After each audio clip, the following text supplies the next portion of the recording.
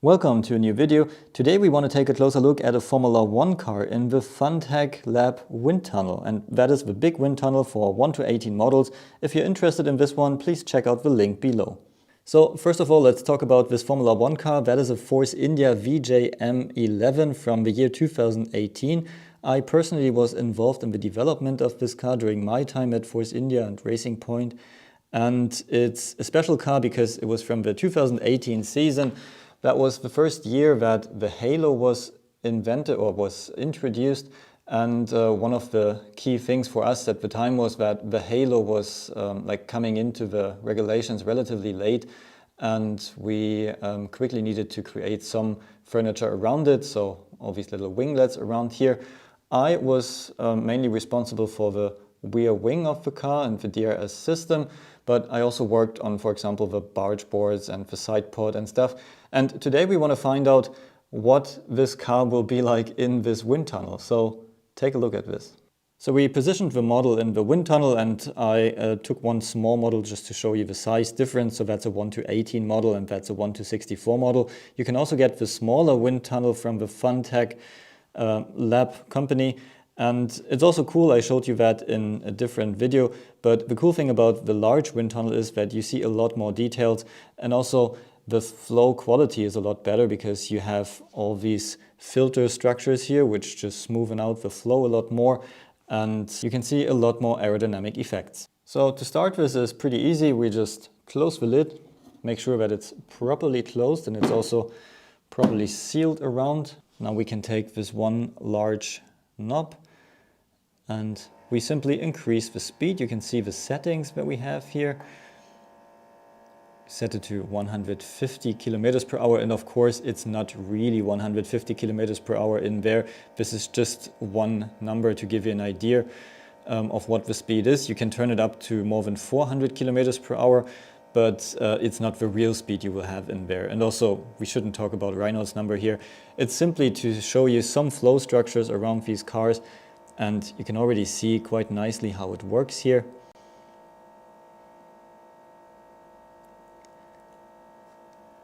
Now let's turn it up to, let's say, 300 kilometers per hour.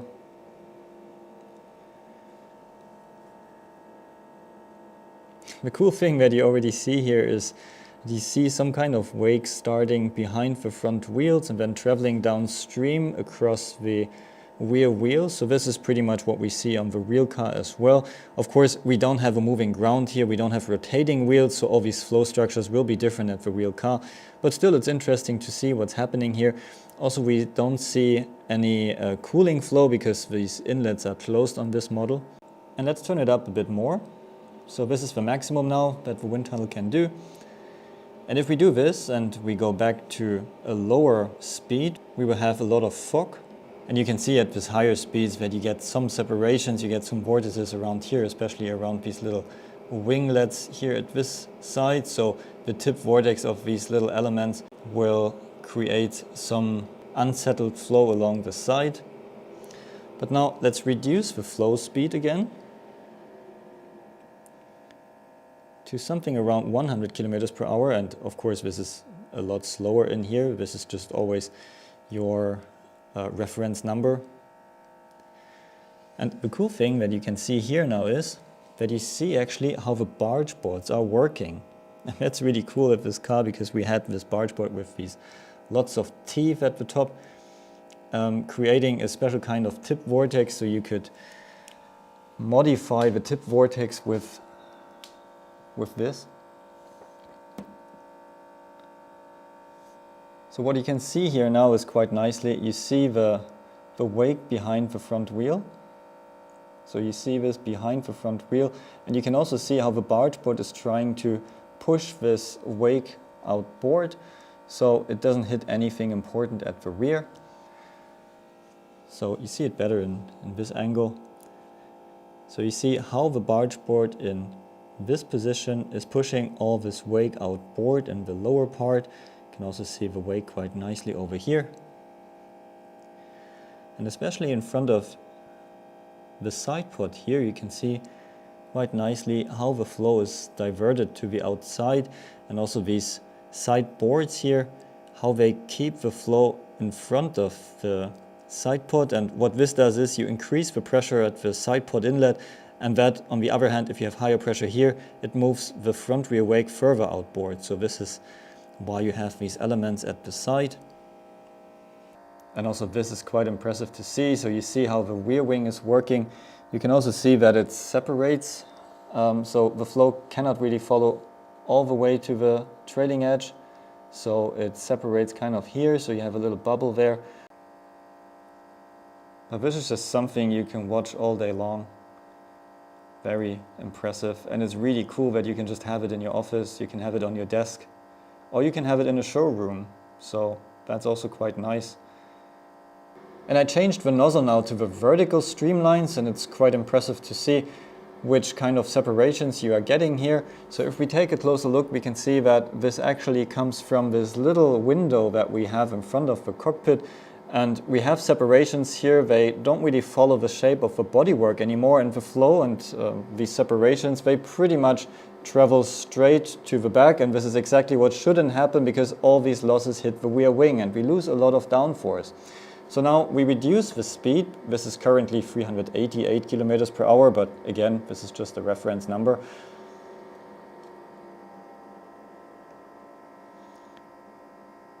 So you can see as soon as we go down, we are now at 170, 150. You can see how all the flow is dragged down quite a lot, and that's exactly the function of this bodywork. So we want to drag as much clean air as possible down towards the rear wing, and you can now see pretty nicely how the rear wing is working here and how it's really shoveling air up. And this is exactly what we see in a wet race. So when the Formula 1 car is driving in the rain, how all this flow is being dragged down, and then we can see all the spray coming up, so behind the car. And we can also see how now all the flow can stay attached even across the cockpit. You also see quite nicely here how a lot of the flow is hitting the scoop above the driver's helmet. So that's important because that's the engine air and some auxiliary cooling. And now let's increase the speed again. And you can see how the streamlines are not dragged down so much anymore, and actually they become a little bit more straight because, again, they are faster, they separate somewhere and they cannot really follow the shape anymore so properly, but the rear wing still works. If we now increase the speed, you can see how the rear wing is getting hit by more and more dirty air, and this is coming from the cockpit. And that's exactly what the Formula 1 engineers try to avoid, so that these cockpit losses travel downstream and hit anything important at the back. And especially the cockpit and the halo create a lot of losses, and if you don't catch them and guide them somewhere, they will hit the rear wing, and that will cause the loss of a lot of downforce. And now I angled the car so it's not straight in the wind tunnel anymore, and you can see some cross flow. So this is how the car would be simulated in the wind tunnel, or what the real car will see in a corner on the track. And it's quite nice to see how, for example, the shark fin is working here, how it's keeping the flow closer to the rear wing. And let's see what's happening if we are reducing the speed now. So we are now at 200 kilometers per hour. Again, that's just a reference number and not the real speed in here. And you can see how the flow stays attached more.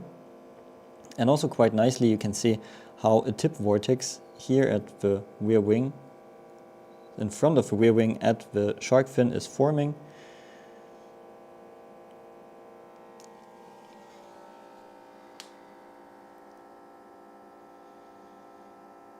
Let's go down to a much lower speed.